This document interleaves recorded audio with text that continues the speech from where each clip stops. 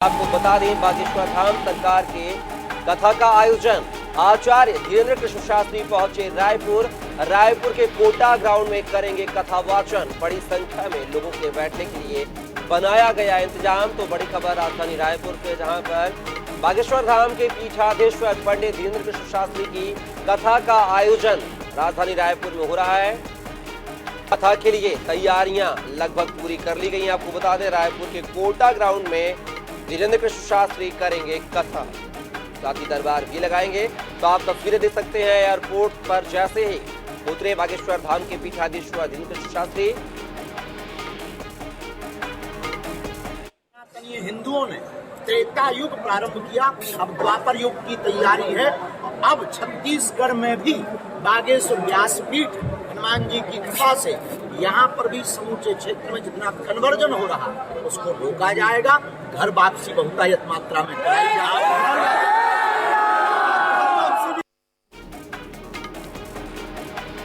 तो आप देख सकते हैं, ये है धीरेन्द्र कृष्ण शास्त्री, जो कि बागेश्वर धाम के पीठाधीश्वर हैं और अपनी कथाओं के लिए, अपने बयानों को लेकर हमेशा सुर्खियों में रहते हैं।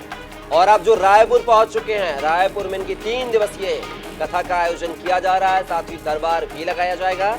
और ये राजधानी रायपुर के एयरपोर्ट की तस्वीरें हैं, जब धीरेन्द्र कृष्ण शास्त्री एयरपोर्ट से बाहर आ रहे थे, उसी समय मीडिया ने उनसे सवाल जवाब किए हैं। और 3 दिनों तक बागेश्वर धाम की कथा का आयोजन राजधानी रायपुर में कोटा ग्राउंड में होगी, जहां पर बड़ी संख्या में श्रद्धालुओं की पहुंचने की आशंका जताई जा रही है।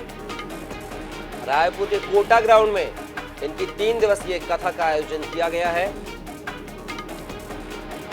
आप देख सकते हैं तस्वीरों के माध्यम से, बागेश्वर धाम के पीठाधीश्वर पंडित धीरेन्द्र कृष्ण शास्त्री रायपुर पहुंच चुके हैं।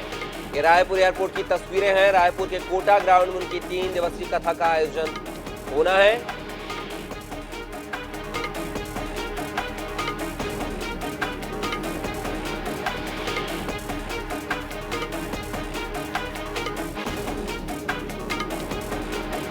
और इस खबर पर हमारे साथ हमारी सहयोगी मोनिका दुबे फोन लाइन पर जुड़ गई हैं। मोनिका, बात की जाए तो कोटा ग्राउंड में राजधानी रायपुर के पंडित धीरेन्द्र कृष्ण शास्त्री की 3 दिवसीय कथा का आयोजन किया जा रहा है। वो राजधानी रायपुर भी पहुंच चुके हैं। क्या कुछ जानकारी इस खबर को लेकर?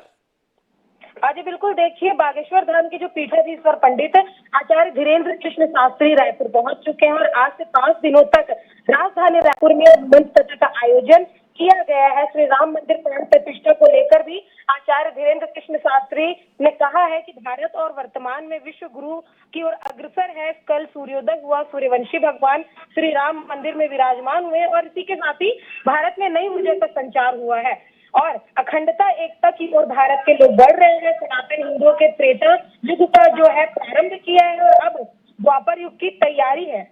और इसी के साथ ही उन्होंने पीएम विष्णुदेव साय को लेकर भी एक बयान दिया है। उन्होंने कहा है कि जनहित और छत्तीसगढ़ के हुए बहुत ही अच्छे हैं, हमारा उनको आशीर्वाद और साधु बहुत ही प्यारे और जमीन से जुड़े हुए व्यक्ति हैं। और अब जो है छत्तीसगढ़ में बागेश्वर व्यासपीठ हनुमान जी के जो कथा का आयोजन किया गया है, राजधानी वासी लाखों की संख्या में यहाँ पर जुटेंगे और रायपुर के कोटा ग्राउंड में तमाम जो ये आयोजन की व्यवस्था की गई है। जी, अगर बात किया है इस कथा के दौरान, जो 4 दिवसीय कथा है, इसमें कौन कौन से दिग्गज, कौन कौन शामिल होगा इस कथा में, इसकी कोई जानकारी मिल पाई है क्या अभी तक?